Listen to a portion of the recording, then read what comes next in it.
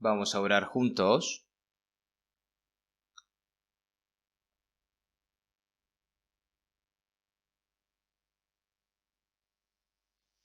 Dios Padre, que eres santo y misericordioso, que tú nos amas, te agradecemos esa gran gracia. En esta hora nosotros que hemos sido redimidos con tu preciosa sangre, estamos delante de ti reunidos para alabar tu gran gracia y para aprender tu palabra. Y también, Señor, te agradecemos por hacernos permanecer dentro de la comunión. También sabemos de que tú estás en medio de nosotros, que tú miras a cada uno de nosotros y con tu santa mano nos sustentas, Señor, y nos das una gracia, la palabra de la verdad, Señor. A través de todas estas cosas nos haces más perfectos, Señor.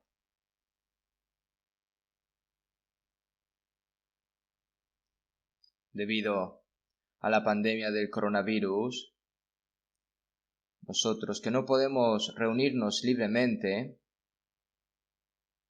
estamos aquí con mucha gente reunida para aprender tu palabra, Señor, te lo agradecemos también.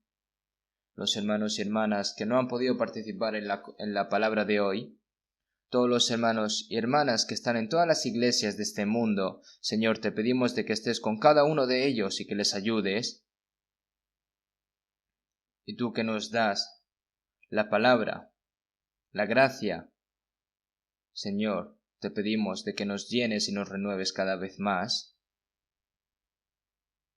Nosotros que estamos esperando tu venida, ¿cómo debemos de vivir? ¿Cómo debemos de ser? Señor, te pedimos de que nos enseñes y que el resto de nuestras vidas podamos vivir por tu gloria y por tu voluntad, Señor. Te pedimos de que nos guíes. Debido a la pandemia, los hermanos y hermanas que están teniendo dificultades, te pedimos, Señor, de que puedas proteger su salud, y también los hermanos y hermanas que están en medio de dificultades, Señor, te pedimos de que los ayudes a cada uno de ellos y que ninguno caiga, Señor, sino que los sustentes con tu santa mano y con tu santa poder, Señor, te lo pedimos fervientemente. A partir de mañana, el retiro de primavera que vamos a empezar, todas esas almas que están perdidas, Señor, te pedimos de que puedan venir y escuchar tu palabra y que puedan recibir la salvación, Señor, por lo que nosotros, las personas salvas que hemos recibido la salvación primeramente, te pedimos, Señor, de que podamos cooperar conjuntamente y que podamos orar fervientemente juntos para que todas esas almas puedan venir aquí y que puedan recibir la salvación, Señor. La palabra que nos quieres dar hoy, Señor, las cosas que debemos de hacer en nuestro día a día, Señor, te pedimos de que nos enseñes. Hemos orado en el nombre de Jesús. Amén. El coro de la iglesia, por favor. Muchas gracias. Vamos a buscar en la Biblia Hebreos capítulo 11.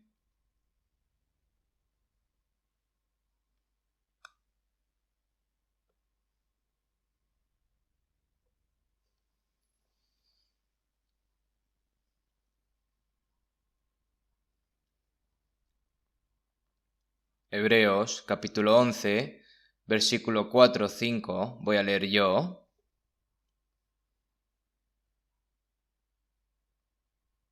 Hebreos capítulo 11, versículo 4-5, voy a leer yo.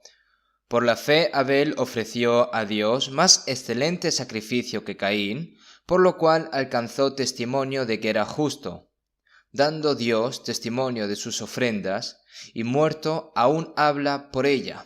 Por la fe Enoc fue traspuesto para no ver muerte, y no fue hallado porque lo traspuso Dios, y antes que fuese traspuesto, tuvo testimonio de haber agradado a Dios.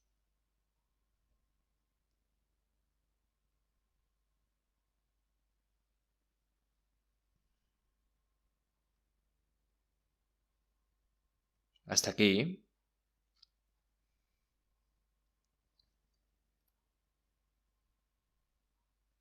Debido a la pandemia del coronavirus,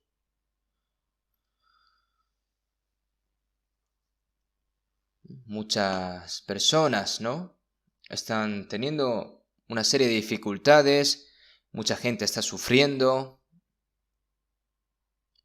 y todo el mundo realmente está sufriendo mucho por la pandemia del coronavirus, ¿no?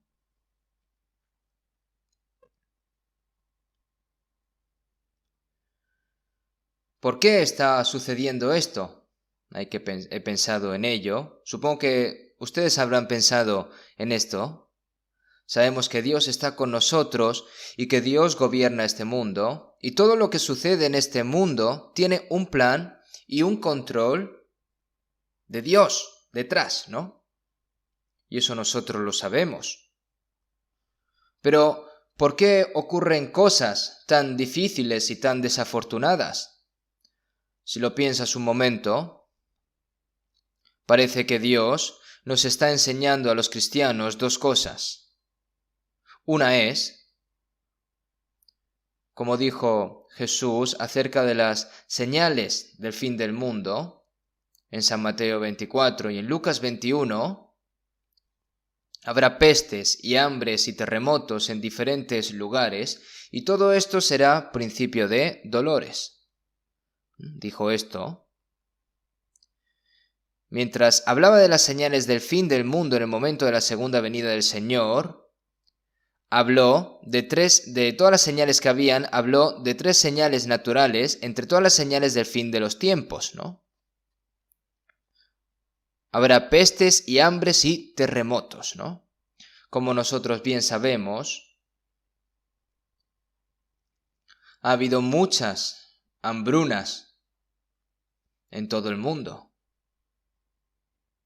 También la contaminación de la atmósfera, ¿no? Debido a la contaminación de la atmósfera y las condiciones climáticas extremas, pues al fin y al cabo esto causa la hambruna, la comida es escasa y muchas personas en todo el mundo mueren por hambre. Y los terremotos han existido en el pasado, aunque es posible que se levanten aún más terremotos de los que están surgiendo, ¿verdad?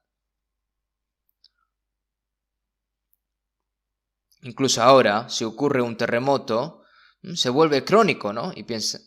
Y también las enfermedades, ¿no? Antes han habido epidemias, ¿no?, y pandemias, y muchas personas murieron y sufrieron debido a estas enfermedades en todo el mundo. Pero eso no se siente muy real, ¿verdad? Puede haber muchas personas que piensen, ¿terminará todo en nuestro tiempo, en nuestra época? Hay muchas personas que puedan pensar así. Sin embargo, como Dios, no solo ciertas regiones, sino en todo el mundo, estas enfermedades se están propagando, ¿no? Y están sufriendo estos países simultáneamente, ¿no? Reciben sufrimientos, mueren, y muchas personas están luchando con esto. Ahora bien, esto no es un problema que no puede ser prevenido por la ciencia que los humanos han inventado, y que cierta civilización desarrollada por el conocimiento humano no puede ser resuelto por ella. ¿Qué está haciendo la gente que está muriendo, incluso está sufriendo mucho por un virus que es pequeño, incluso invisible? No saben qué hacer las personas.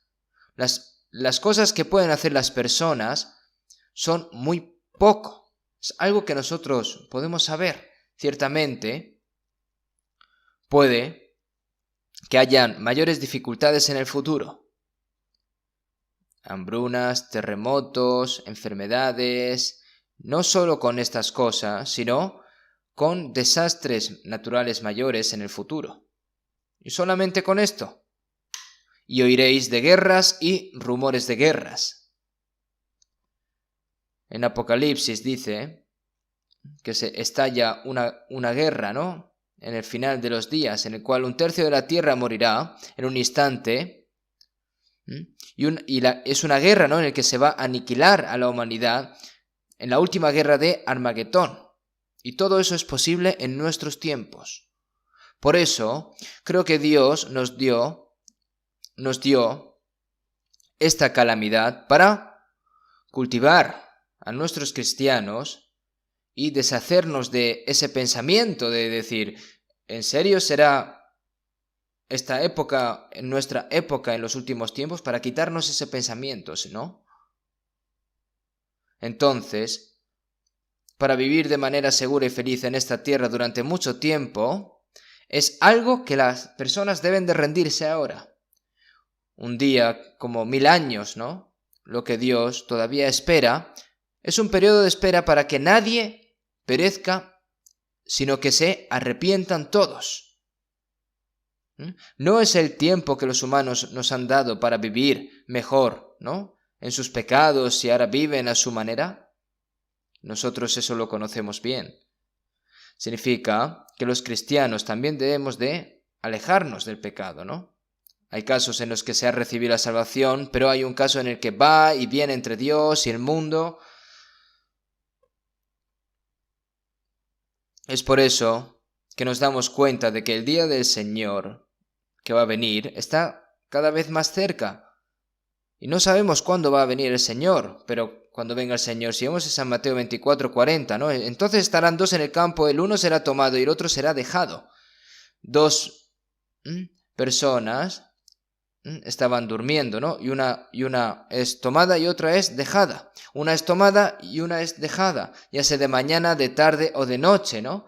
El Señor vendrá en cualquier momento y se llevará a todas las personas salvas, y las personas que no han recibido la salvación permanecerán, ¿no? Y finalmente acabarán en el eterno infierno, después de pasar la tribulación. Por lo que nosotros debemos de estar conscientes si yo he recibido la salvación,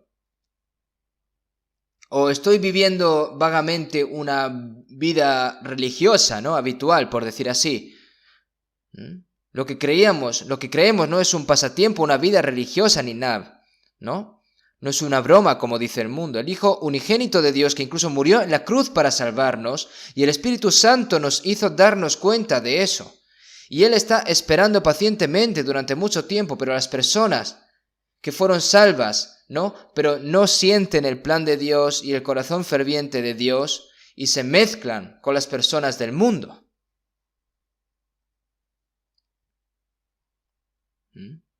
¿Y cómo puedo hacer para vivir bien, mezclándose con las personas del mundo y evangelizar? Pues bueno, pues cuando tenga tiempo, y si no quiero evangelizar, pues no evangelizo. Esto no puede ser así.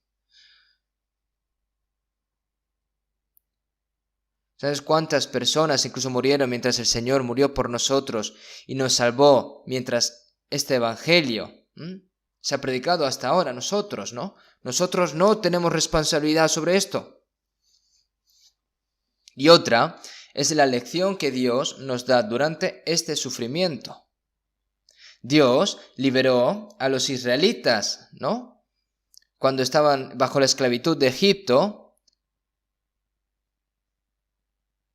y en las plagas, ¿no?, donde la muerte del primogénito, ¿no?, en ese momento las ovejas que se murieron, ¿no?, los animales que murieron y derramaron la sangre para salvar a las personas, ¿no?, a través de la sangre de los animales, y la sangre de Jesucristo al salvarnos del lugar que nos hace esclavos del poder, y que éramos esclavos del poder y pecado de Satanás, pero a través de la sangre de Jesucristo nos libró, ¿no? La tierra que Dios prometió a los israelitas era la tierra de Canaán que le prometió a Abraham. Eso también es el modelo del cielo eterno. Los israelitas no entraron en la tierra de Canaán tan pronto como salieron de Egipto, sino que durante 40 años vivieron una vida en el desierto. ¿Qué enseña esto? Después de que fuimos salvos, Dios, hasta que vayamos al reino de los cielos, nos entrena, nos prueba y nos prueba también. Si vemos en Deuteronomio 8, Dios les dio a los israelitas mucho sufrimiento en el desierto, y los probó para ver si obedecían la palabra de Dios o no.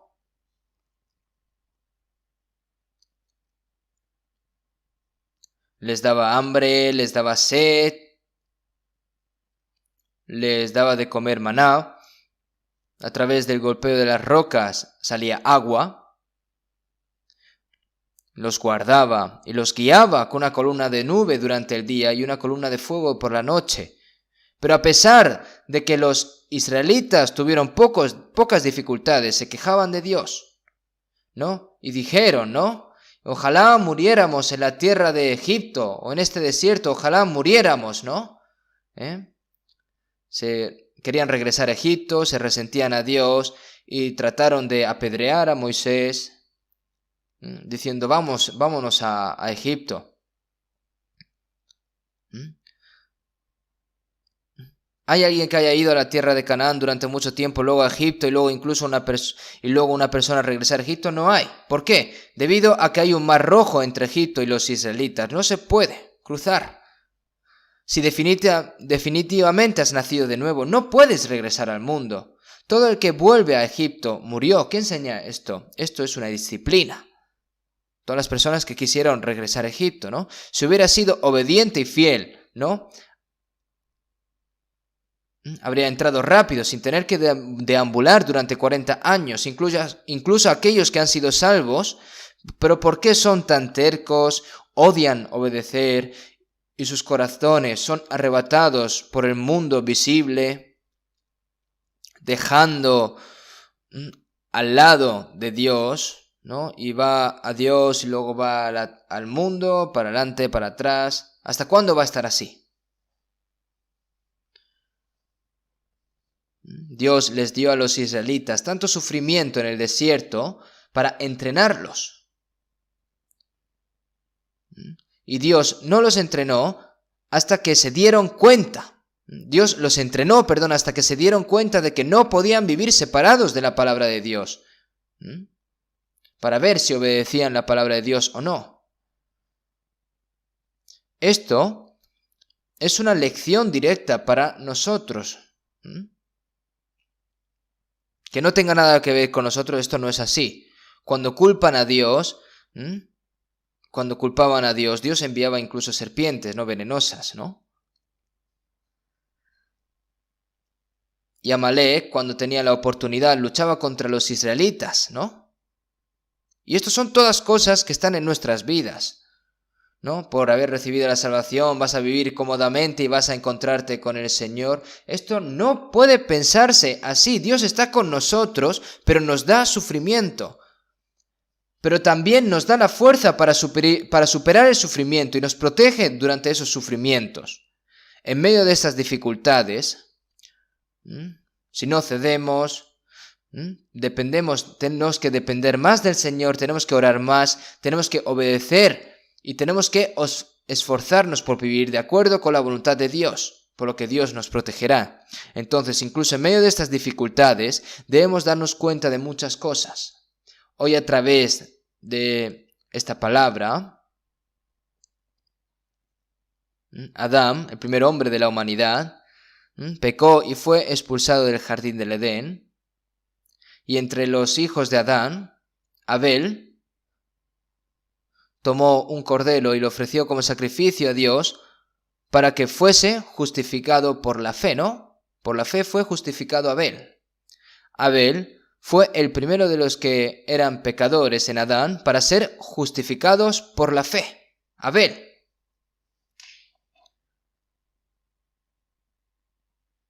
Nosotros, que éramos pecadores, que íbamos a ser destruidos, pero por la sangre de Jesucristo recibimos el perdón de los pecados, y al creer en ese hecho, ¿no? En Romanos 3:24, siendo justificados gratuitamente por su gracia mediante la redención que es en Cristo Jesús. ¿No es así? Ser justificado significa que no tiene pecado, que es justo. ¿No es esto la salvación? El representante del primer hombre salvo es Abel. Luego, de la posteridad de Adán, ¿no? Enoc, fue testificado de que agradó a Dios, ¿no? Por la fe, Enoc fue traspuesto para no ver muerte. No hay dos personas que no murieron, sino que fueron vivos ante Dios. Enoc y Elías, ¿verdad?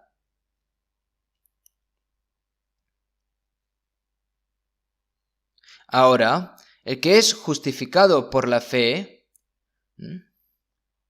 y luego tiene que recibir la evidencia de que la persona salva, la persona que es justificada por la fe también que testifica de que agradó a Dios, ¿no? Ahora nuestros hermanos y hermanas no están seguros de que han realizado la gracia de Dios y han sido justificados por la fe. Si eso es seguro, ¿qué deben de hacer a continuación? ¿Tienen que quedarse quietos e ir al cielo? No. Ahora, si nosotros hemos sido salvos por la fe, debemos de recibir la evidencia de que estamos complaciendo a Dios por medio de la fe.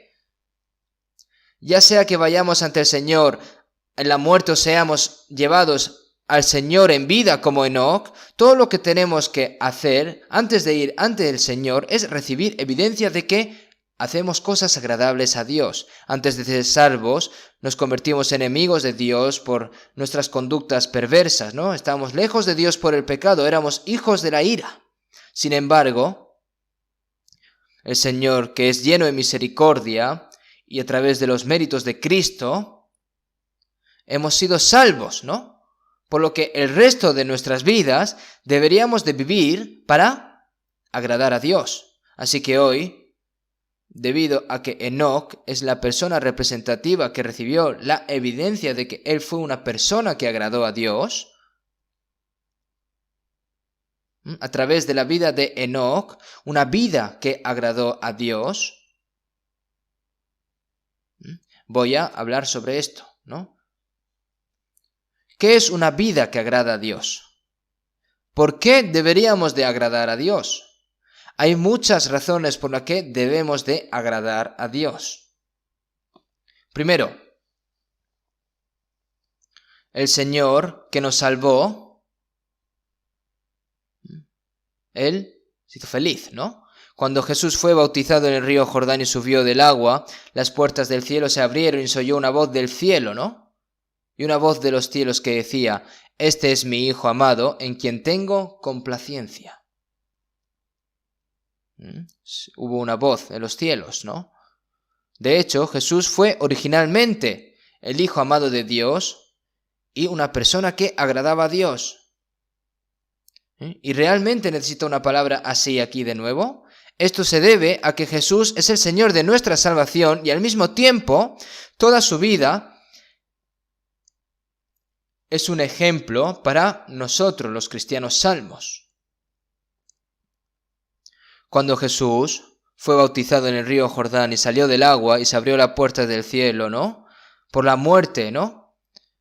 Y resurrección de Jesús, la enemistad entre Dios y el hombre desapareció, la puerta del cielo se abrió y el Espíritu de Dios vino sobre él. Y el testimonio de Dios dice, este es mi Hijo amado en quien tengo complacencia. Es lo que está diciendo no solo a Jesús, sino a todos los que son salvos en Jesús. Entonces, tan pronto como somos salvos, nos convertimos en los hijos amados de Dios, y si nos hemos convertido en hijos de Dios, debemos de recibir la evidencia de que estamos haciendo cosas agradables a Dios. Cuando Jesús fue transfigurado en el monte de la transfiguración, en San Mateo 17, ¿no? Aparecieron Moisés y Elías y se escuchó la voz, ¿no? Este es mi Hijo amado en quien tengo complacencia. A él oíd. ¿Qué dijo Jesús con Moisés y Elías en el monte de la transfiguración? ¿No? Moisés y Elías son los profetas del Antiguo Testamento. Moisés es el representante de los profetas, ¿no? Y Elías es el representante Moisés es el representante de la ley, ¿no? Y Elías es el representante de los profetas, ¿no? Si vemos en Romanos 3:21, Jesús fue el testificado por la ley y por los profetas, ¿no? Moisés y Elías son los representantes del Antiguo Testamento, ¿no? Ahora, nosotros no escuchamos las palabras de Moisés ni las profecías de Elías, sino las palabras de Jesucristo, el Hijo de Dios que nos salvó. Cuando Jesús decidió morir, volvió a decir que Dios estaba complacido, ¿no? Y en San Juan 8:29, en las palabras de Jesús, porque el que me envió conmigo está, no me ha dejado solo el Padre, porque yo hago siempre lo que le agrada. El Señor que nos salvó siempre hacía gozar a Dios, ¿no? No me ha dejado solo el Padre, porque yo hago siempre lo que le agrada. Esto significa que las personas salvas deben recibir evidencia de que siempre han agradado a Dios como Jesús. Es decir, debes de convertirte en una persona que agrada a Dios. La razón por la que debemos de agradar a Dios es porque Él nos salvó de los pecados que iban a ser destruidos para siempre. A través del pecado nosotros que íbamos a ser destruidos para siempre, ¿no? Y Él nos salvó. Debido a que Él nos dio la vida eterna y nos hizo hijo de Dios, debemos de agradar a nuestro Padre Celestial.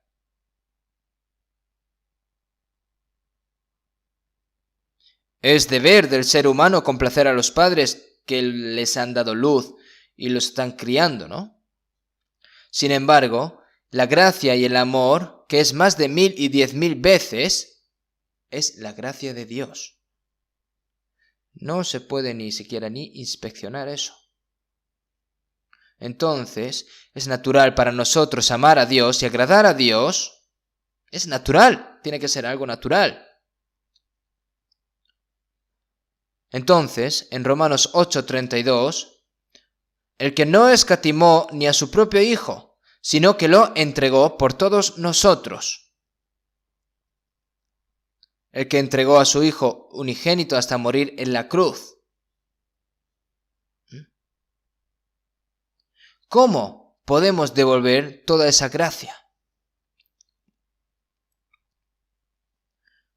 Es natural que todo lo que tenemos que hacer es complacer a nuestro Padre Celestial, quien nos salvó por gracia, nosotros que no teníamos ningún mérito, ¿no? Es natural. ¿Qué pagaré a Jehová por todos sus beneficios para conmigo? Ahora debemos de vivir el resto de nuestra vida para pagar la gracia de Dios. En Gálatas 1:10 dijo el apóstol Pablo, pues busco ahora el favor de los hombres o el de Dios, o trato de agradar a los hombres, pues si todavía agradara a los hombres, no sería siervo de Cristo. No para vivir, para hacer bueno a alguien, para hacerme bueno yo mismo, o para agradar a alguien, no, sino para agradar a Dios.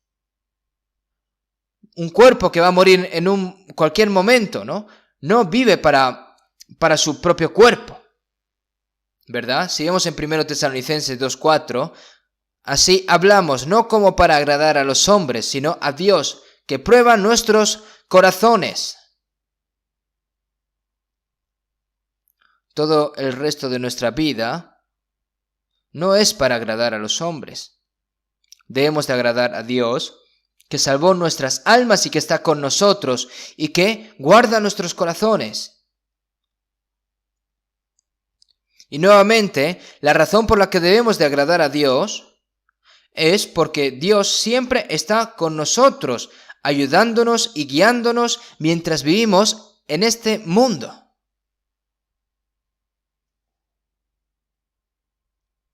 Si vemos en San Mateo 28:20, y aquí yo estoy con vosotros todos los días hasta el fin del mundo. Él no solo nos salvó, sino que también permanece con nosotros hasta que entremos, ¿no?, en el reino de Dios, hasta el fin del mundo. Él estará con nosotros.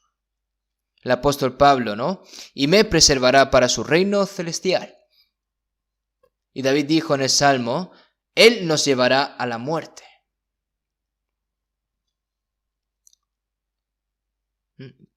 Dios es el que me guarda y me guía, ¿no? Por eso tenemos que agradar a Dios. Si vemos en Salmo 23:3, confortará mi alma, me guiará por sendas de justicia, por amor de su nombre. El Señor no solo conforta mi alma, sino que me guiará por sendas de justicia, por amor de su nombre. Por lo que no es natural agradar a Dios. Y también, Él es quien nos llevará al reino de Dios en poco tiempo.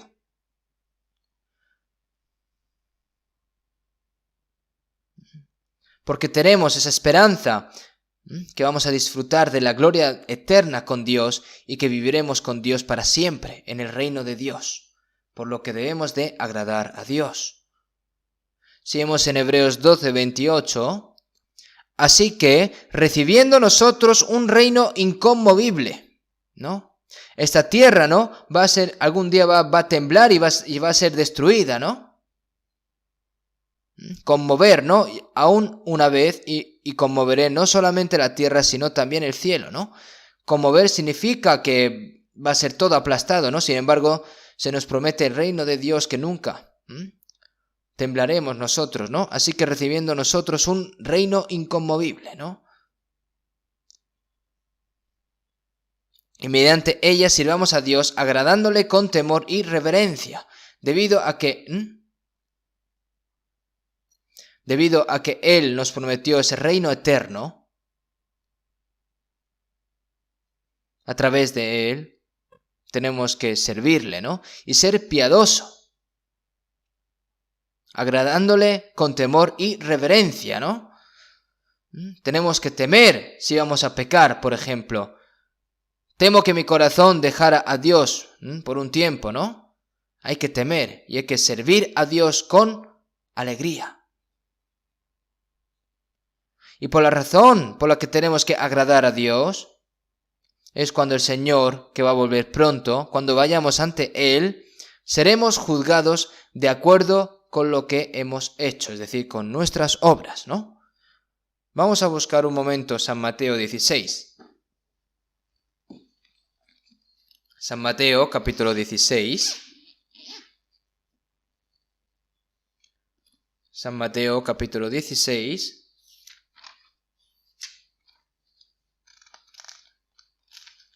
Del versículo 27 hasta el versículo 1 del capítulo 17, ¿no? Del versículo 16 a partir del 27, porque el Hijo del Hombre vendrá en la gloria de su Padre con sus ángeles, y entonces pagará a cada uno conforme a sus obras. De cierto os digo que hay algunos de los que están aquí que no gustarán la muerte hasta que hayan visto al Hijo del Hombre viniendo en su reino. 6 días después, Jesús tomó a Pedro, a Jacobo y a Juan su hermano, y los llevó aparte a un monte alto. Versículo 2, vamos a leer también. Y se transfiguró delante de ellos, y resplandeció su rostro como el sol, y sus vestidos se hicieron blancos como la luz. Versículo 3, y he aquí les aparecieron Moisés y Elías hablando con él. Hasta aquí. Aquí Jesús ha dicho algo muy importante,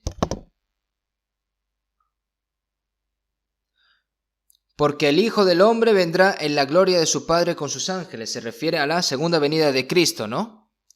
Y entonces pagará a cada uno conforme a sus obras. Se refiere al juicio, ¿verdad? ¿No? Cuando venga el Señor, la era de la gracia, la época de la gracia también termina, ¿no? Para aquellos que no han recibido la salvación, el tiempo de recibir la salvación ha terminado también. Ahora solo queda el juicio. Solo queda el juicio. Va a pagar a cada uno conforme sus obras. Los que no han sido salvos, en Apocalipsis 20, del 12 al 15, ¿no? Y vi a los muertos, grandes y pequeños, de pie ante Dios. Y los libros fueron abiertos y otro libro fue abierto, el cual es el libro de la vida, y fueron juzgados los muertos por las cosas que estaban escritas en los libros según sus obras. Y el mar entregó los muertos que había en él, y la muerte y el Hades entregaron a los muertos que había en ellos, y fueron juzgados cada uno según sus obras. Y la muerte y el Hades fueron lanzados al lago de fuego. Esta es la muerte segunda, y el que no se halló inscrito en el libro de la vida fue lanzado al lago de fuego, ¿no? Y además, cuando el Señor venga, las personas salvas irán ante el Señor y también serán juzgados, Si vemos en 2 Corintios 5:10, porque es necesario que todos nosotros comparezcamos ante el tribunal de Cristo, para que cada uno reciba según lo que haya hecho mientras estaba en el cuerpo, sea bueno o sea malo. Después de recibir la salvación hasta que vaya al cielo, ¿cómo has vivido con tu cuerpo? Si has vivido según la voluntad de Dios o no, si has vivido según el Espíritu Santo o has vivido según tu propia voluntad. Si has vivido por el Señor o si has vivido por ti mismo. Eso es el tribunal de Cristo, ¿no? Eso es lo que va a pasar en el tribunal de Cristo, en el que vamos a ser juzgados según lo que hemos hecho, ¿no? No es un juicio para el infierno. Después de recibir la salvación ya no se va al infierno las personas salvas, sino que después de recibir la salvación, dependiendo de la vida que hayan llevado los cristianos, van a ser premiados por el Señor, ¿no? Van a tener ese galardón. Si vemos en Apocalipsis 22:12, aquí yo vengo pronto y mi galardón conmigo para recompensar a cada uno según sea su obra. A cada persona según sea su obra. Cuando el Señor venga, los cristianos, ¿no?, también estarán delante del Señor. Por lo que, ¿qué tipo de persona deberíamos de ser delante del Señor? ¿Cómo deberíamos de vivir? Y el resto de nuestras vidas ahora tenemos que vivir de acuerdo con la voluntad del Señor. Y cuando que Jesús juzgaría, ¿no? De cierto os digo que hay algunos que los que están aquí, que no gustarán la muerte, hasta que hayan visto al Hijo del Hombre viniendo en su reino, ¿no? Señala a los discípulos, ¿no?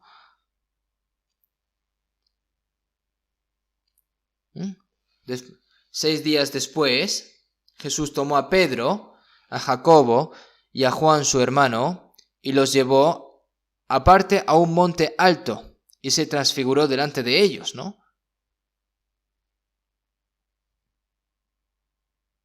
Y resplandeció su rostro como el sol, y sus vestidos se hicieron blancos como la luz. Jesús repentinamente cambió a una apariencia gloriosa. Entonces Moisés y Elías aparecieron junto a él.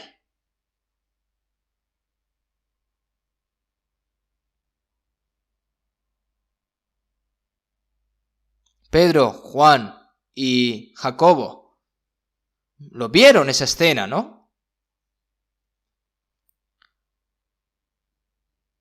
Como dice, ¿no? Que no gustarán la muerte hasta que hayan visto al Hijo del Hombre viniendo en su reino, ¿no? Algunas personas dicen, ha pasado un tiempo desde que murieron los discípulos y no ha venido todavía, ¿no? El Señor lo mostró de antemano, ¿no? Es como si fuese un tráiler, ¿no? Hay muchas cosas en la Biblia que nos hablan de las cosas del fin de los tiempos. Seguimos en 2 Pedro 1, porque no os hemos dado a conocer el poder y la venida de nuestro Señor Jesucristo siguiendo fábulas artificiosas, sino como habiendo visto con nuestros propios ojos su majestad, pues cuando Él recibió de Dios Padre honra y gloria, y le fue enviada desde la magnífica gloria una voz que decía, este es mi Hijo amado, en el cual tengo complacencia. Y nosotros oímos esta voz enviada del cielo cuando estábamos con Él en el monte santo, ¿no? En el monte de la transfiguración, ¿no? Moisés y Elías aparecieron porque Moisés salió de Egipto y continuó yendo a la tierra de Canaán, que Dios le había prometido, ¿no? Y miró la tierra de Canaán al otro lado del río Jordán y murió sin poder entrar a la tierra de Canaán, ¿no? Es un representante de una persona que fue ante el Señor porque murió mientras hacía una vida cristiana, ¿no? Y Elías es un representante de una persona que fue arrebatada viva, ¿no? Después de estar haciendo la obra de Dios y hacer la voluntad de Dios. Cuando el Señor regrese, habrán dos santos, ¿no? Dos tipos de santos que aparecerán ante el Señor, los que vivieron en la fe y los que murieron ante el Señor, ¿no?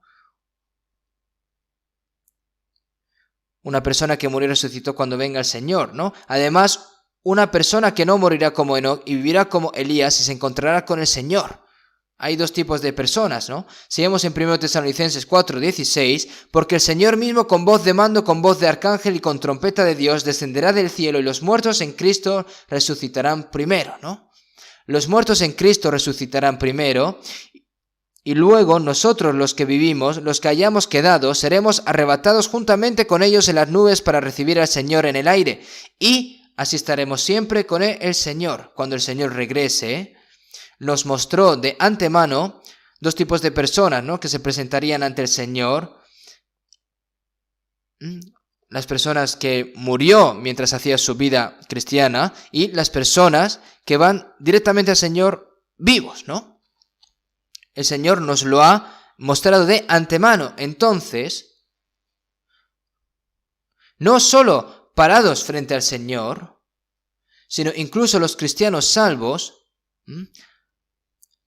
las cosas que existían desde el día en el que fueron salvos, ¿no? Porque todas las cosas viejas pasaron, ¿verdad? Desde el momento en el que recibe la salvación hasta que vayan al Señor, todo eso se calcula con precisión. Vas a ser juzgado según cómo hayas vivido. Vamos a buscar un momento 2 Corintios capítulo 5. 2 Corintios capítulo 5.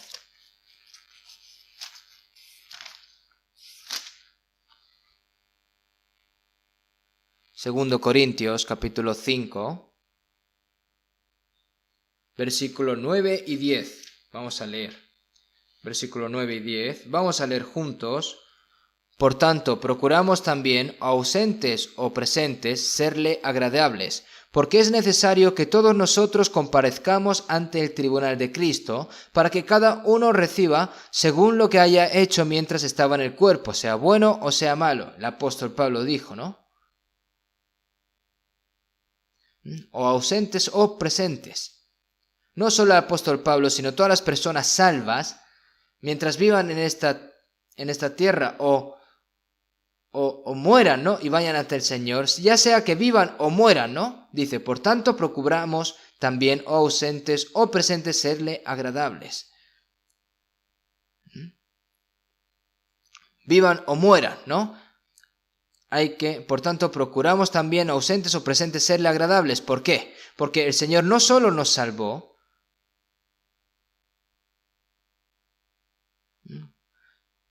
sino que cuando aprendemos del Señor, seguramente, ¿no? ¿Qué se revelará?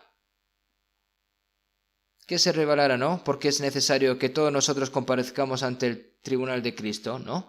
Para que cada uno reciba según lo que haya hecho mientras estaba en el cuerpo. Entonces, ¿qué? ¿Qué hay que hacer? Agradar al Señor. Después de recibir la salvación, no vivimos para complacer nuestro cuerpo, para la satisfacción de nuestro cuerpo, no vivimos.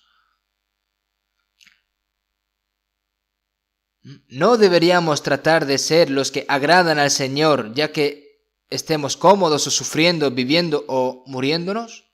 Por eso, Enoc obtuvo la evidencia de que agradaba a Dios antes de que Dios se lo llevara.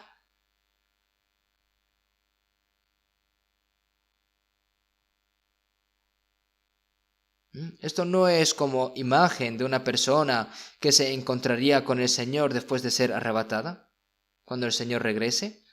Enoc fue tomado por Dios antes del diluvio.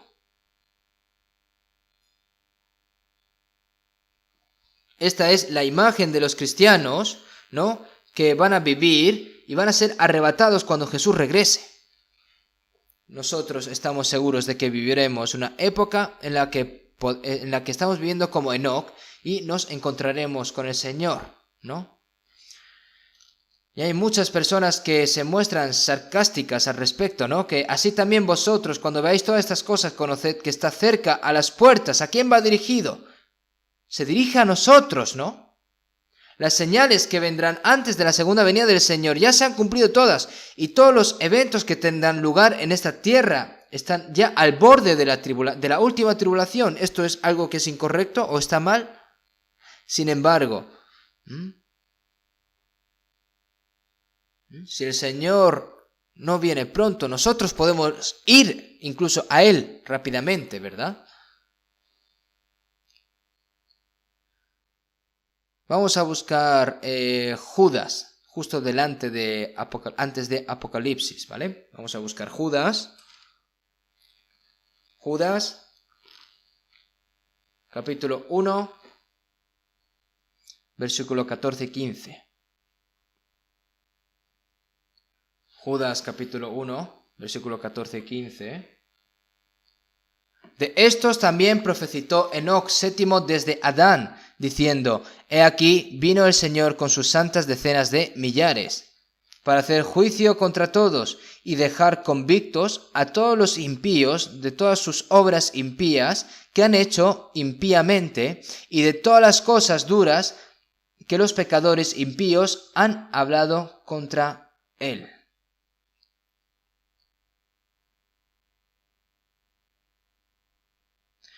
Enoc caminó con Dios y Dios se lo llevó. Pero no está registrado lo que Enoc dijo ni lo que hizo, pero está registrado aquí, ¿verdad? ¿Fue Judas que lo ha inventado? No, fue enseñado por el Espíritu Santo. Enoc profetizó, ¿no? He aquí, vino el Señor con sus santas decenas de millares, ¿no? De sus santas decenas de millares, ¿no? Está contando la escena de la venida del Señor, ¿no? Con los santos que habían sido arrebatados, ¿no?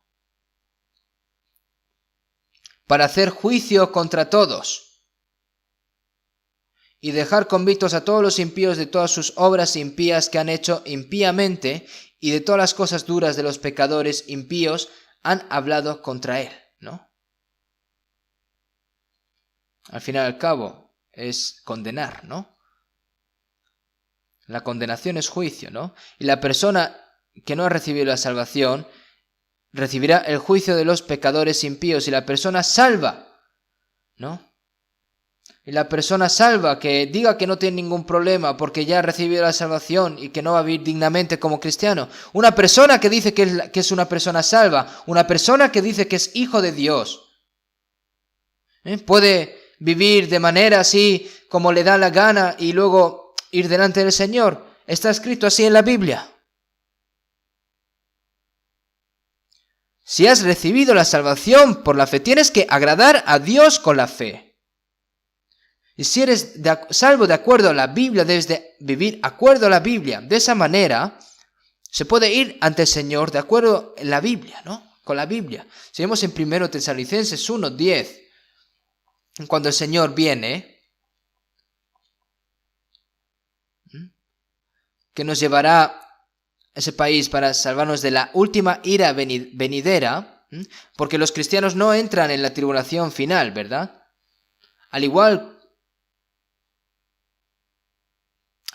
como Dios se llevó a Enoc antes del diluvio, incluso durante la guerra, después de retirar a todos los aliados del campo enemigo, atacan al enemigo indiscriminadamente y lo destruyen, ¿no? Después de tomar a todos los santos salvos, este mundo va a ser juzgado por Dios sin piedad, sin misericordia, ¿no? Dios no tiene más remedio que juzgar este mundo. No tiene más remedio. Despiadadamente, ¿no? Y Él se llevará a todos los santos salvos, ¿no? Hasta el final. Y Dios trae un juicio terrible sobre esta tierra. Entonces, debido a que vivimos una época en la que podemos encontrarnos con el Señor como Enoc, nosotros debemos de recibir la evidencia de que agradamos a Dios antes de ir al Señor, como Enoc. Para agradar a Dios, se tiene que convertir en el deseo desesperado de nosotros los cristianos y el propósito de nuestras vidas. ¿Qué piensan? ¿Has recibido la salvación? Si has recibido la salvación verdaderamente, ¿no agradaría a Dios el deseo de nuestro corazón? ¿Es correcto? ¿No es ese el propósito de nuestra vida? ¿O está mal?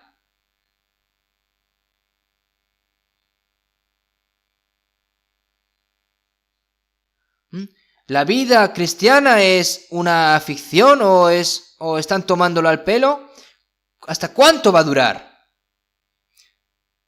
Que el Señor está a punto de venir. Pero la única razón por la que el Señor no ha venido aún es porque quiere que nadie perezca y que todos vayan al arrepentimiento, ¿no? Así que, y también está dando a las personas salvas un poco más de oportunidad para poder vivir. Pero aún así no quieren.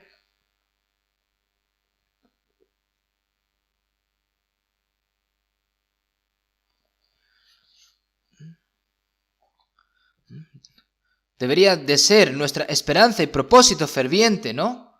Cuán maravilloso y glorioso que nosotros, ¿no?, como pecadores que íbamos a perecer, ahora somos hijos de Dios en Cristo. Y que somos personas que agradamos a Dios. ¿No es esto una gran gloria para nosotros? Todos han pecado y no entran en la gloria de Dios, ¿no? Pero ¿no es un privilegio maravilloso que este pecador que va a perecer pueda entrar en la gloria de Dios y agradar a Dios? Y sí, se puede. Si vemos en Sofonías 3:17, Jehová está en medio de ti, poderoso, Él salvará, se gozará sobre ti con alegría, callará de amor, se regocijará sobre ti con cánticos.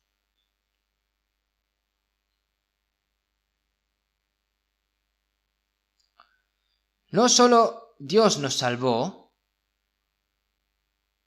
sino que está en medio de nosotros y que se va a gozar sobre nosotros con alegría, callará de amor y se regocijará sobre nosotros con cánticos. El Señor va a estar regocijándose con nosotros con cánticos, continuamente. Qué tan felices son los padres cuando sus hijos se casan y tienen hijos, ¿no? Está bien si el niño, ¿no?, hace caca, hace pipí. Está muy feliz los abuelos, ¿no?, porque están muy felices. Ustedes saben lo complacido que está Dios por nosotros. Nosotros, que éramos pecadores, que íbamos a ser destruidos, que éramos hijos de la ira, nos hemos convertido en hijos de Dios, y que Dios se agrada de nosotros, entonces nosotros también tenemos que agradar a Dios. Y para agradar a Dios, primero, debemos de deleitarnos solamente en Dios, regocijarnos en Dios. Aquellos que verdaderamente se deleitan en Dios podrán agradar a Dios. Según en 1 Pedro 1:8,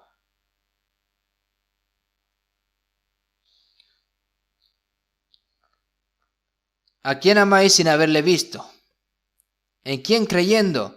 Aunque ahora no lo veáis, os alegráis con gozo inefable y glorioso, obteniendo el fin de vuestra fe, que es la salvación de vuestras almas. Una persona salva, ¿no?, que nos alegramos nosotros con gozo inefable y glorioso. Se regocija porque tiene algo de dinero, se regocija porque ha comido una comida deliciosa, se regocija porque se siente bien. Eso es lo que disfrutan incluso los pecadores del mundo.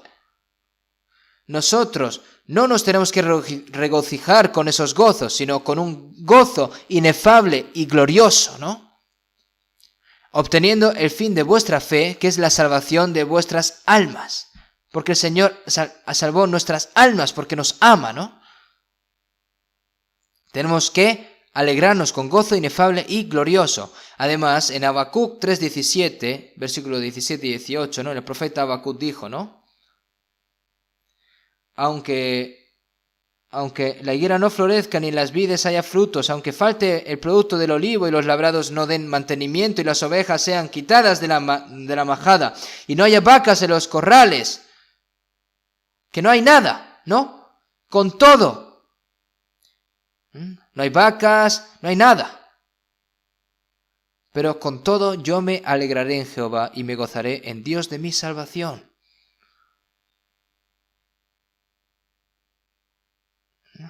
Cuando ve a una persona, las personas y envidian y dicen, ay, ¿yo cuándo voy a vivir así como esa persona? ¿Cuán pobre era Jesús? Jesús nació en un pesebre. Vivió 30 años como hijo de un pobre carpintero. Durante 3 años y medio Jesús fue perseguido. Y al lugar donde iba no tenía dónde poner la cabeza. Iba en Jerusalén de día, durmiendo en el frío rocío en los montes de los olivos por la noche, y los judíos siguiéndolos para matarlos, y luego finalmente fue crucificado en la cruz.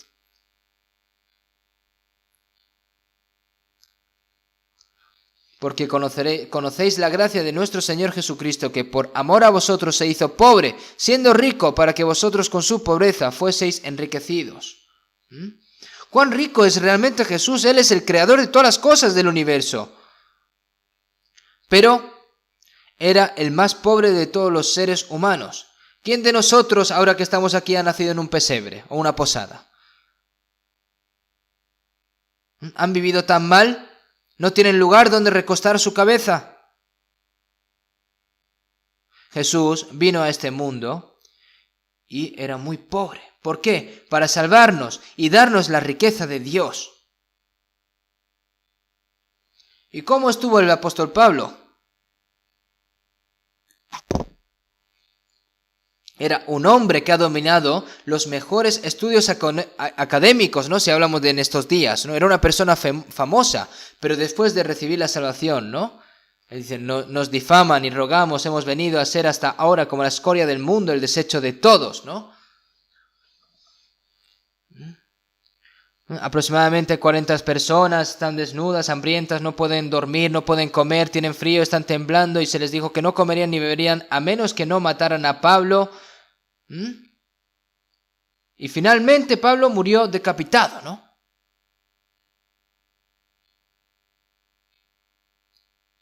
Pero nosotros, ¿por qué tenemos tanta codicia? Moisés, que era hijo de la princesa de Egipto, y si lo hace bien, podía haberse convertido en el próximo faraón. Pero eso lo dejó, teniendo por mayores riquezas el vituperio de Cristo que los tesoros de los egipcios, porque tenía puesta la mirada en el galardón.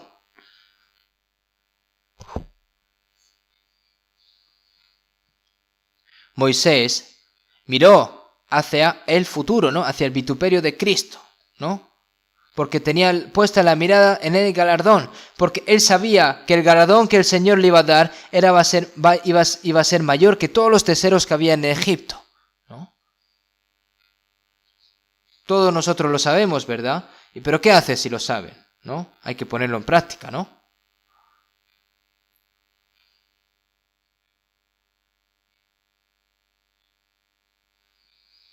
Si vemos en Isaías 61:10, en gran manera me gozaré en Jehová, mi alma se alegrará en mi Dios, porque me vistió con vestiduras de salvación, me rodeó de manto de justicia, como a novio me atavió, y como a novia adornada con sus joyas. Ese sucio pecado, ropa de pecado, ¿no? Que estaba vestido me lo quitó, ¿no? Y me vistió con vestiduras de salvación. Debido a que Él nos quitó todos los pecados inmundos, ¿no? Y por eso nos vistió con ropas de justicia, ropa de salvación.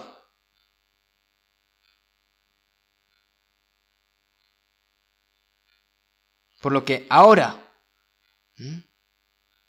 estamos gozosos, ¿no? Si vemos en Salmo 37:4, deleítate a sí mismo en Jehová, y Él te concederá las peticiones de tu corazón.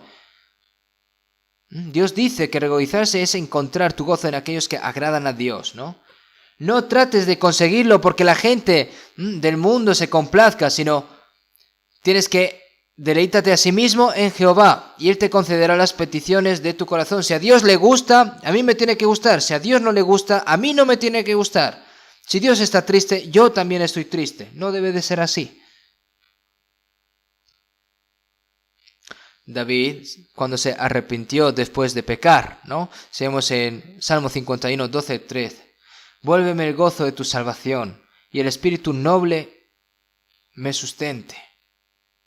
Entonces enseñaré a los transgresores tus caminos, y los pecadores se convertirán a ti.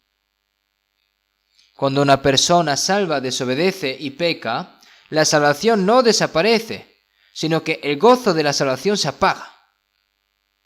Entonces David, con su corazón ferviente, le pidió: vuélveme al gozo de tu salvación, y el espíritu noble me sustente. Por favor, susténtame, Dios, sosténme, está diciendo David.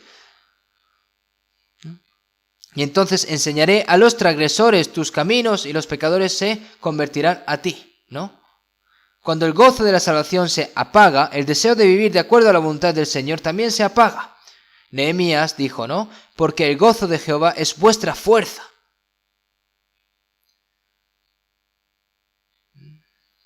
Porque el gozo de Jehová es vuestra fuerza. Estad siempre gozosos, porque nosotros hemos recibido la gracia del Señor, siempre podemos regocijarnos, ¿no? Aunque seamos pobres tenemos que regocijarnos, aunque nos persigan tenemos que regocijarnos, y regocijarnos también incluso si vamos a morir, ¿no? ¿Hay algo que nos dé miedo? ¿Hay algo que tengamos envidia?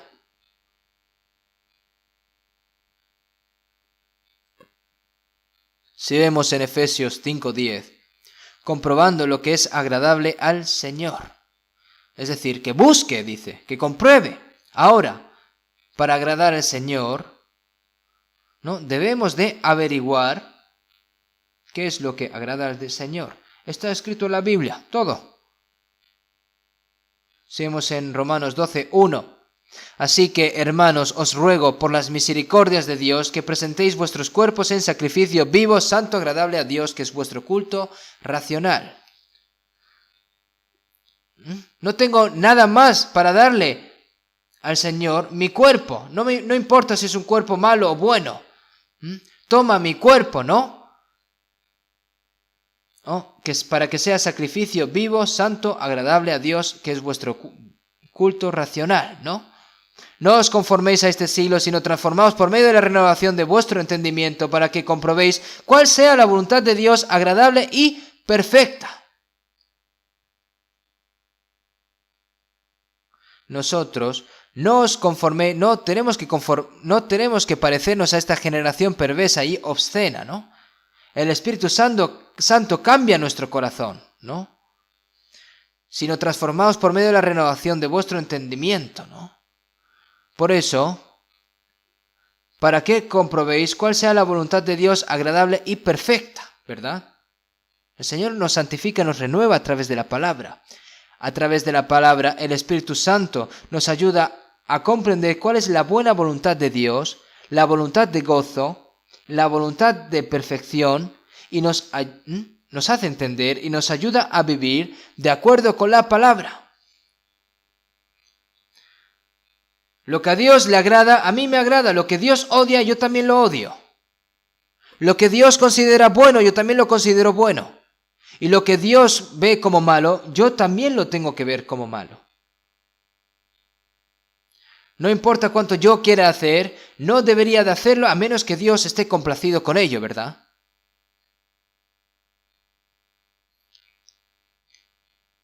Por eso, si vemos en 1 Pedro 4:2, para no vivir el tiempo que resta en la carne, conforme a las concupiscencias de los hombres, sino conforme a la voluntad de Dios. Después de recibir la salvación, ahora no nos quedan muchos días para que vayamos hacia el Señor. No queda mucho y no queda mucho, ¿no?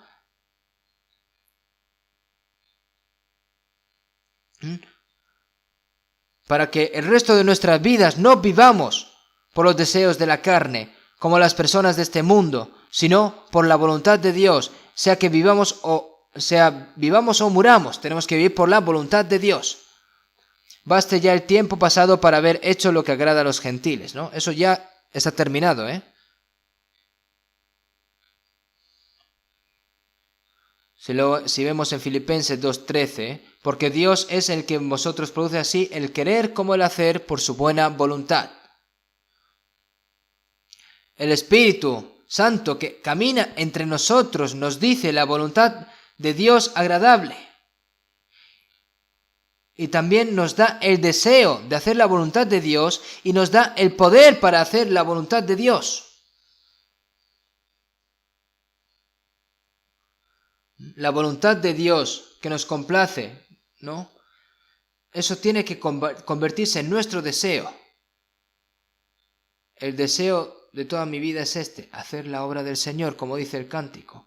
Y después de hacer feliz al Señor, después de hacer la obra que el Señor me encomendó, el día que nos separemos en este mundo, iré delante de ti. Ese debería de ser el propósito de nuestras vidas. Perder el propósito de la vida es como si estuviera muerto al fin y al cabo.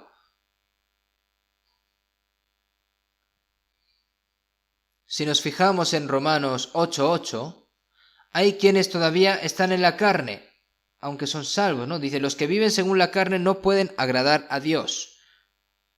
Hay quienes todavía están en la carne, aunque son salvos. Los que viven según la carne no pueden agradar a Dios.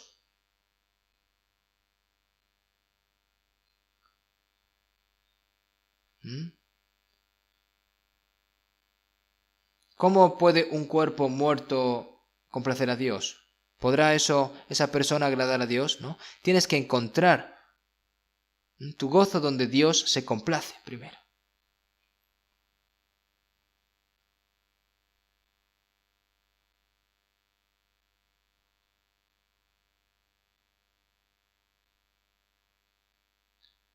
Si vemos en Hebreos 10:38, y si retrocediere, no agradará a mi alma.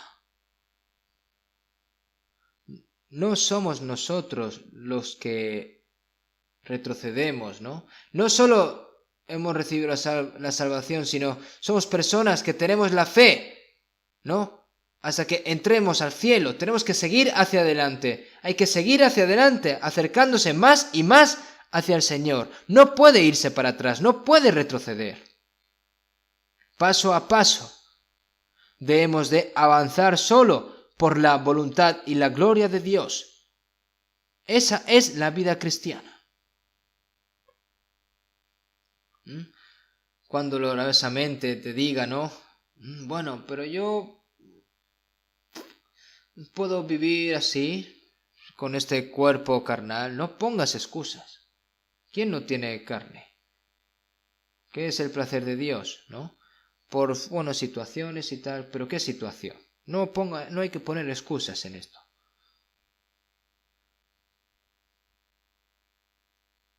¿Y qué es el placer de Dios? Si vemos en Lucas 15:7, os digo que así habrá más gozo en el cielo por un pecador que se arrepiente que por 99 justos que no necesitan de arrepentimiento. El gran gozo para Dios es ¿qué? Es un gran gozo para Dios que prediquemos el Evangelio y que puedan recibir la salvación las almas que estaban que iban a ser destruidas, ¿verdad? Si vemos en 1 Corintios 1:21, pues ya que en la sabiduría de Dios el mundo no conoció a Dios mediante la sabiduría, agradó a Dios salvar a los creyentes por la locura de la predicación. El mundo no conoció a Dios mediante la sabiduría, agradó a Dios salvar a los creyentes por la locura de la predicación. Es decir, a partir de la evangelización, ¿no? Agradó a Dios salvar a los creyentes por la locura de la evangelización, ¿no? Así como Dios decidió salvar a los pecadores, ¿y tú qué vas a hacer? ¿Qué van a hacer ustedes? Nosotros tenemos una conferencia, tenemos el retiro de otoño a partir de mañana, ¿no? Y en el retiro de otoño, ¿no? Los segadores que no siembran semillas en primavera y recogen el grano que cultivaron bajo el sol ardiente en verano, ¿no? Tenemos que cosechar el arduo trabajo. ¿No? Pero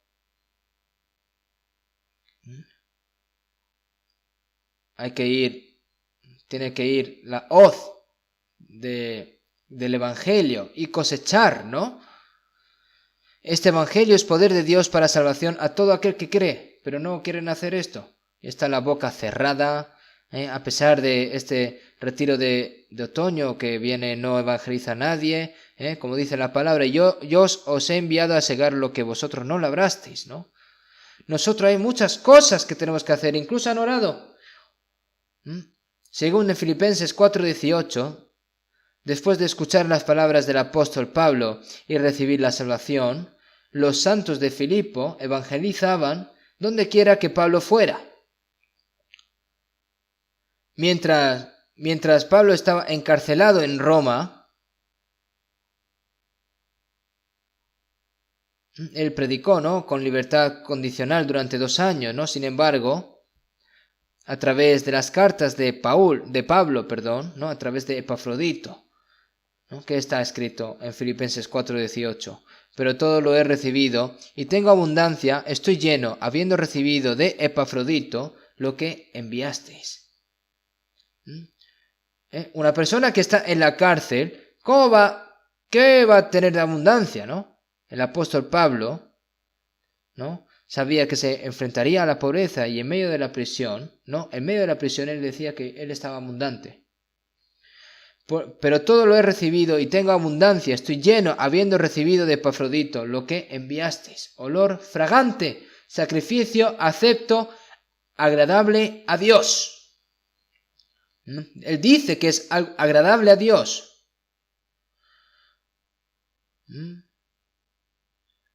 El apóstol Pablo, mientras iba predicando, ¿no?, los santos de Filipo, todos ellos se encargaban de hacer todo lo posible para ayudar a Pablo, y todo eso era olor fragante, sacrificio acepto, agradable a Dios. Nosotros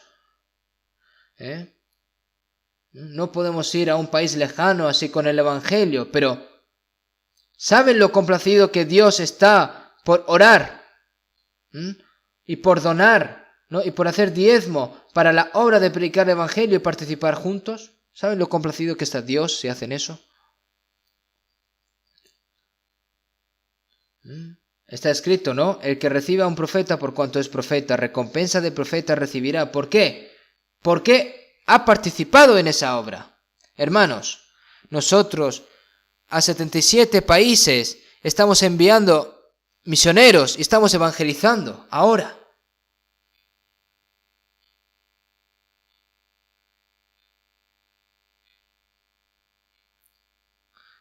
Muchos de los países son pobres. Nosotros también tenemos que pagarles para la evangelización, tenemos que darles dinero. Vas al frente y vas a la guerra, pero la gente detrás de ti te dice que no te conoce y entonces va a morir. No le da nada de comer, no le da ninguna arma, no le envía munición, entonces va a morir en la guerra. ¿Cómo va a ganar? Nosotros no tenemos nada que hacer. Debemos de participar juntos por el Evangelio. Participar en la oración, participar materialmente, de cualquier manera. Y yo pienso que nuestra iglesia lo está haciendo muy bien y lo agradezco muchísimo. Es cierto que Dios abre nuestro corazón y obra para participar, ¿no?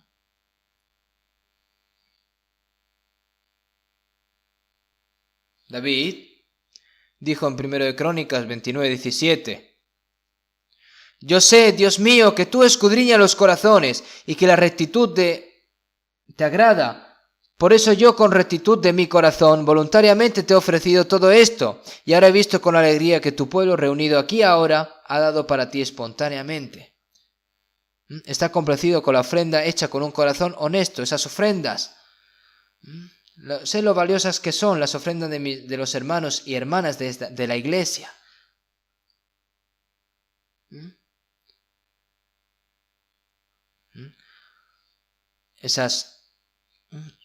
Yo sé lo valiosos que son esas ofrendas de los hermanos y hermanas en la iglesia. Hay algunos hermanos y hermanas que no vienen en coche, no toman el autobús, ¿no? Sino que vienen a pie, y ese dinero que se iban a gastar en el autobús o en el automóvil o lo que sea, se lo invierten, no, lo donan, ¿no? Y por eso no puede dejar de usarse de manera preciosa para el Evangelio.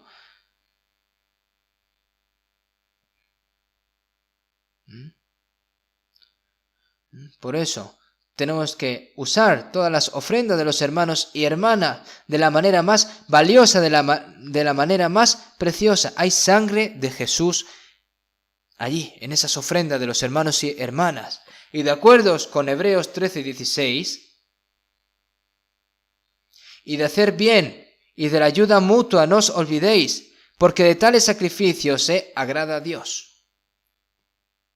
Y de hacer bien y de la ayuda mutua, ¿no? Ayudar y compartir con los hermanos y hermanas necesitados. No os olvidéis, ¿no? Porque de tales sacrificios se agrada Dios.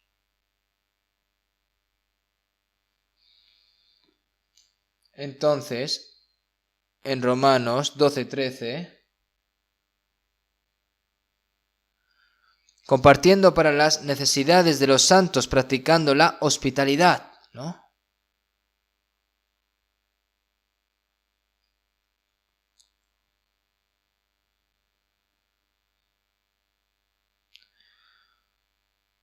Para salvar a esas almas que no han recibido la salvación, ayudarles para salvarlo, ¿no? Hay que dar nuestro trabajo, nuestro tiempo, nuestro material. Hay que ayudar a los necesitados entre los hermanos y hermanas salvos. Eso es lo que agrada a Dios. Hacer todo compartiendo para las necesidades de los santos, practicando la hospitalidad. Sigamos en Colosenses 1:10.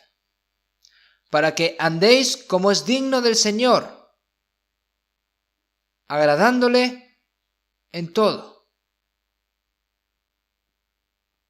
Para que andéis como es digno del Señor, agradándole en todo.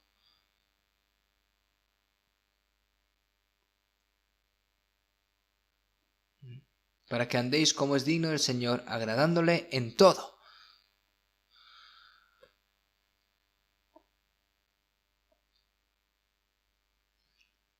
Dios no dice de que Él concederá las peticiones de nuestro corazón. Pero, por eso, ¿no? En Salmo 37:4, deleítate a sí mismo en Jehová, y Él te concederá las peticiones de tu corazón.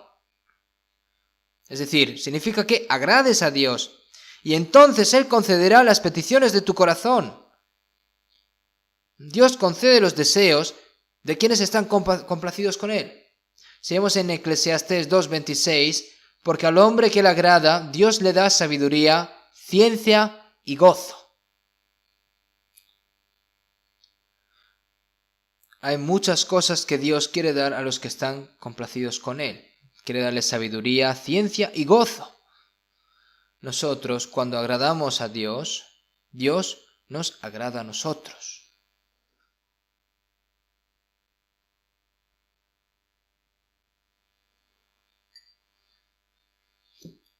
Vamos a buscar un momento Génesis capítulo 5.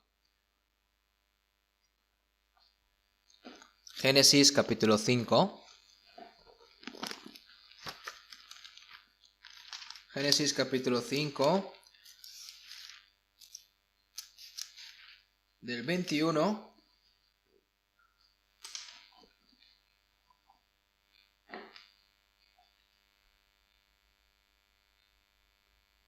del 21 al 24, voy a leer yo.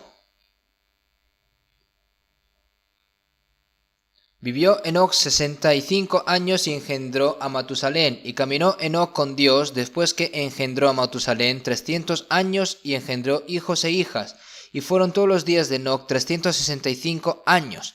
Caminó pues Enoc con Dios y desapareció porque le llevó Dios. Si vemos en este Génesis 5 aparece toda la genealogía de Adán, ¿no? Adán vivió 930 años y mirando hacia abajo, Enoc es la 7ª generación de Adán. Hasta entonces, ¿no? La genealogía salió de todo el tiempo, pero todos vivieron mucho, ¿no? Más de 900 años, más de 800 años, porque en ese momento no era un mundo como el que es ahora, ¿no? Podían vivir mucho tiempo. Pero el problema no es que termine, que murió, pero cuando llegas aquí, ¿no? Y caminó Enoc, ¿no? Y fueron todos los días de Enoc 365 años. Y caminó pues Enoc con Dios y desapareció porque le llevó Dios. Y ya no estaba Enoc. Si vemos en Hebreos 11:5, por la fe Enoc fue traspuesto para no ver muerte, y no fue hallado porque lo traspuso Dios, y antes de que fuese traspuesto tuvo testimonio de haber agradado a Dios. Para agradar a Dios tenemos que agradarle, ¿no? Tenemos que acompañar a Dios, ¿no?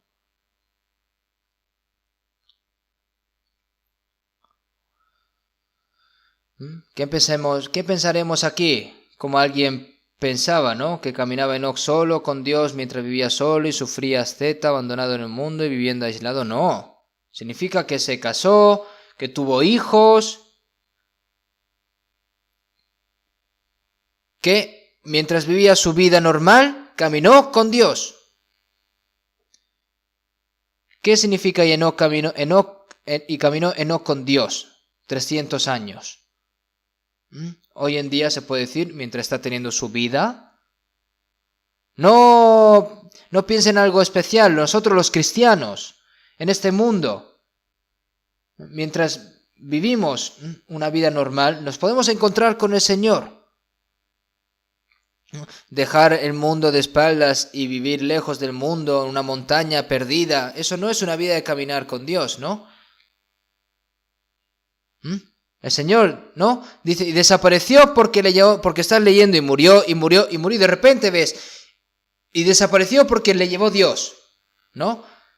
Seguimos en Eclesiastes 12:7, y el polvo vuelve a la tierra como era, y el espíritu vuelve a Dios que lo dio. Ya sea que vayas antes del Señor desde la muerte o vivo ante Dios, el propósito de la creación y salvación del hombre por Dios es para llevarlo a Dios, ¿no? Para ir a Dios. ¿No es así?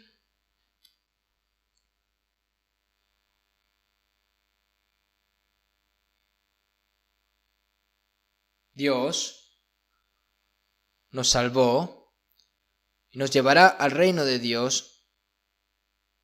Y ese es el propósito el cual el Señor nos salvó, para que podamos vivir con Él eternamente. Seguimos en Mateo 1:21, y dará a luz un hijo y llamará su nombre Jesús, porque Él salvará a su pueblo de sus pecados. El significado del nombre de Jesús es salvación. Jesus, the Savior, ¿no? Jesús, el Salvador. Salvador, el Señor que nos salvó, ¿no? Y llamará su nombre Emmanuel, que es traducido es Dios con nosotros. Por eso San Mateo 21 dice Jesús, y luego en el 23 Emmanuel, ¿no? El propósito de salvarnos era para estar con nosotros. Seguimos en Éxodo 29:45, Dios dijo a los israelitas, ¿no? Y habitaré entre los hijos de Israel y seré su Dios. Y conocerán que yo soy Jehová su Dios, que los saqué de la tierra de Egipto para habitar en medio de ellos. Yo Jehová su Dios. Cuando estaban construyendo el tabernáculo, ¿no? El propósito de lo que salvó de Egipto es para estar entre vosotros, para que yo pueda habitar entre vosotros. ¿Cuál es el propósito del Señor de que nos salvó? Nosotros antes de ser salvos estábamos lejos de Dios, estábamos perdidos. Éramos enemigos de Dios, pero a través de la cruz Jesús ya se nos ha retomado esa reconciliación con Dios, y entonces nosotros no estamos buscando a Dios, sino que Dios vino a buscarnos, ¿no es así? El Señor nos encontró y nos salvó a nosotros, que éramos pecadores, que estábamos perdidos, ¿no?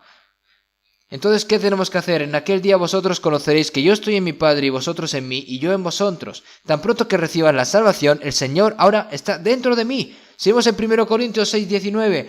¿O ignoráis que vuestro cuerpo es el templo del Espíritu Santo? El Espíritu Santo es el Espíritu de Dios. Tan pronto que recibo la salvación, Dios está en mí. ¿Qué es el cielo?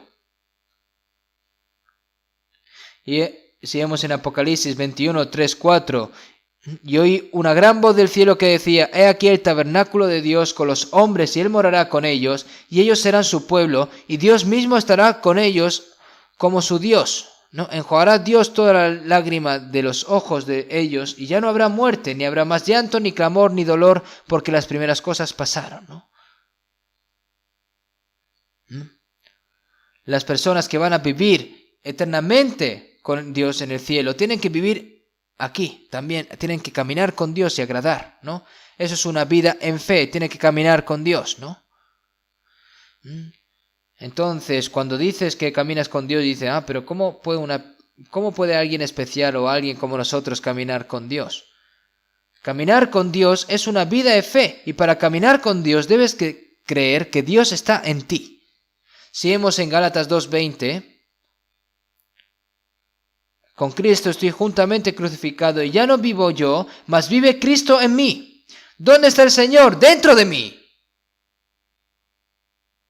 Tan pronto que recibo la salvación, el Señor entró en mí.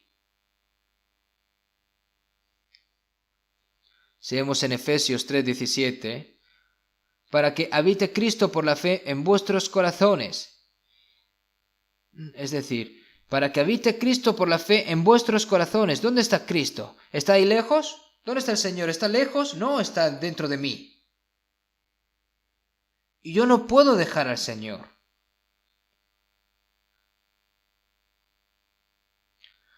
Si vemos en Isaías 41:10. No temas porque yo estoy contigo, no desmayes porque yo soy tu Dios que te esfuerzo. Siempre te ayudaré, siempre te sustentaré con la diestra de mi justicia. El Señor está con nosotros. Porque yo estoy contigo, no desmayes, porque yo soy tu Dios que te esfuerzo, siempre te ayudaré, siempre te sustentaré con la diestra de mi justicia. Pero nosotros eso no lo creemos. Si creemos que Él nos salvó, debemos de creer también que el Señor está con nosotros. Es una promesa, enseñándoles que guarden a todas las cosas que os he mandado. Y aquí yo estoy con vosotros todos los días hasta el fin del mundo. El Señor en algún momento ha dicho que no va a estar con nosotros, porque el que me envió conmigo está. No me ha dejado solo el Padre, porque yo hago siempre lo que le agrada. Tienes que agradar a Dios, que siempre está contigo, ¿no? Esa es la vida de caminar con Dios. Caminar. Ahora debemos de esforzarnos para estar más cerca de Dios. Si vemos en Santiago 4:8, ¿no? ¿Qué quiere decir acercaos a Dios y Él se acercará a vosotros? ¿Qué quiere decir esto? Incluso si Dios está contigo, ¿no? Es decir, acercaos a Dios y Él se acercará a vosotros, ¿no? Si tú crees que el Señor está dentro de ti, el Señor te va a ayudar.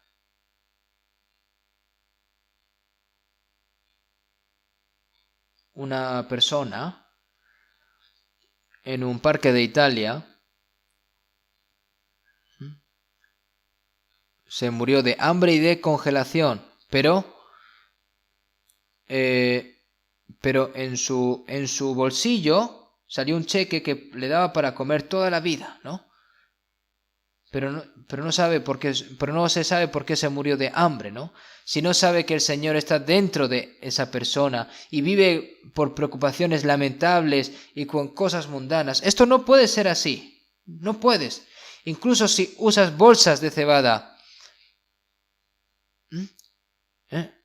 o lo que sea, soy hijo de Dios, el Señor está conmigo, ¿qué te preocupa? ¿Qué tienes envidia? ¿Les tienes miedo a algo?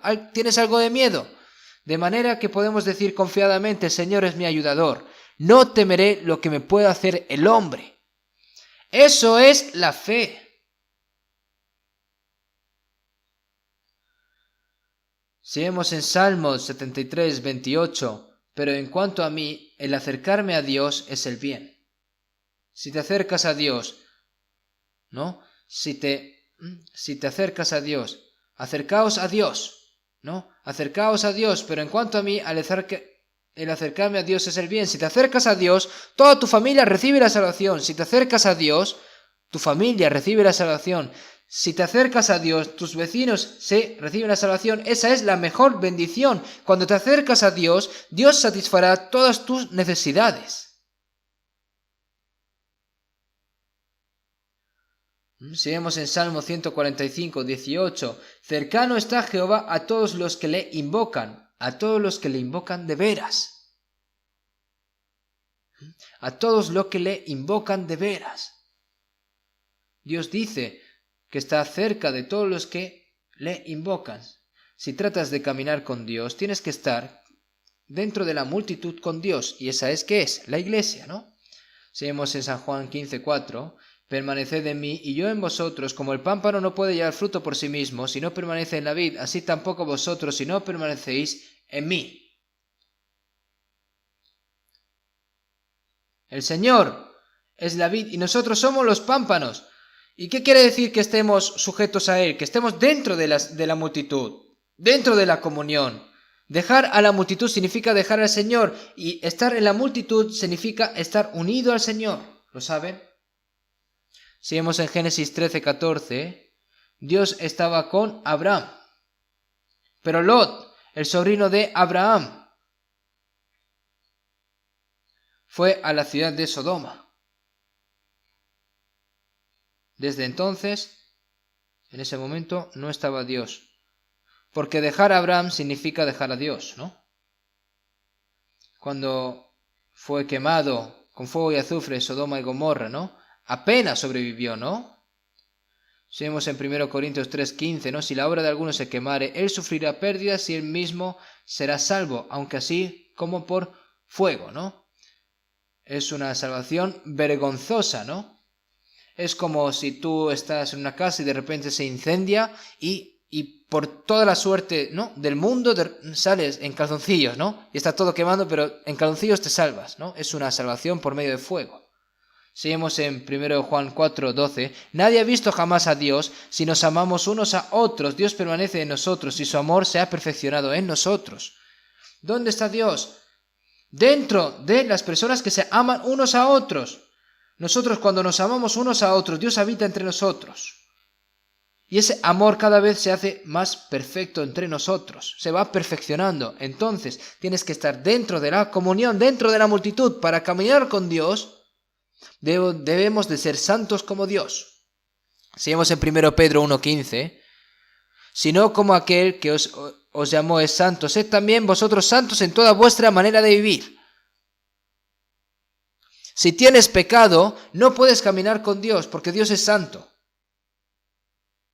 Si vemos en 1 Juan 1:5, este es el mensaje que hemos oído de Él y os anunciamos: Dios es luz y no hay ningunas tinieblas en Él. Si caminas en tinieblas, ¿no? Si caminas en tinieblas diciendo que tienes comunión con Dios, que están escondiendo las personas que esconden sus pecados ante Dios, ¿no? Y decir que están en comunión con Dios, eso es una gran mentira. Y una persona, ¿no?, cuando va a hacer testimonio, ¿no?, hace testimonio muy bien, ¿no? Aunque esté engañando, él habla muy bien. Pero dentro de esa persona hay un pecado escondido en su interior. Está engañando a Dios, está engañando a la iglesia y se está engañando a sí mismo. ¿Y cómo va a estar Dios con esa persona entonces? Nosotros debemos de caminar en la luz para caminar con Dios. Si caminamos en la luz, podemos tener comunión unos con otros. Y solo cuando tenemos comunión con los santos podemos estar en comunión con Dios, y cuando tenemos comunión con Dios tenemos comunión con los santos, y esto es una relación que es absoluta.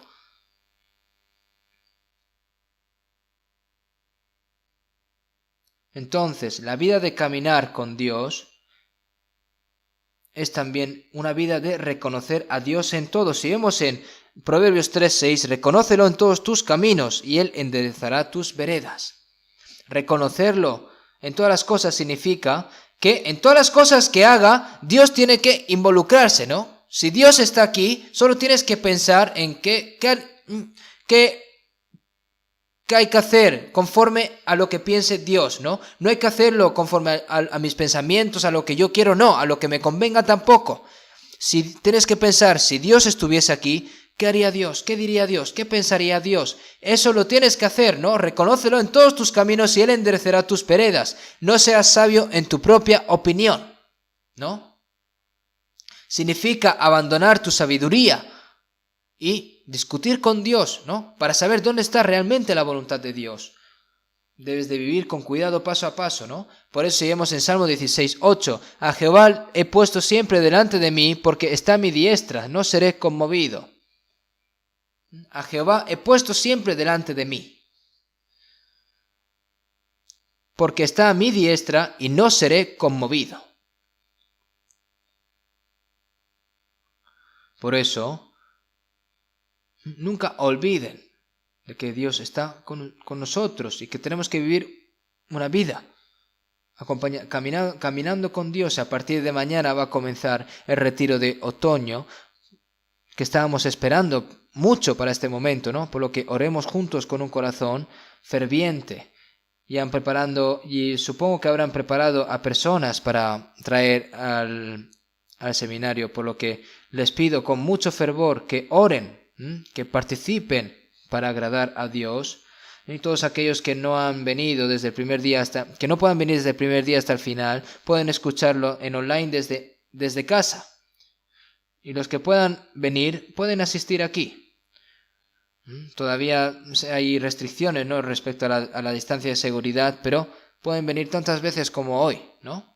Incluso si el instructor, ¿no?, si el predicador cambia, ¿no?, desde el primer día hasta el final, el Señor va a estar con todos ustedes. Espero que escuchen todas las palabras del Señor y que cooperen para que muchas personas puedan recibir la salvación esta vez. Vamos a terminar con una oración.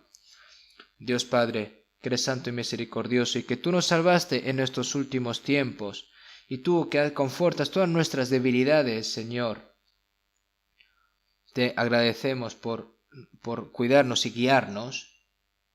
Ahora el resto de nuestras vidas como Enoc, antes de que seamos llevados ante ti, Señor, para que podamos vivir una vida en evidencia para agradarte, Señor. Te pedimos de que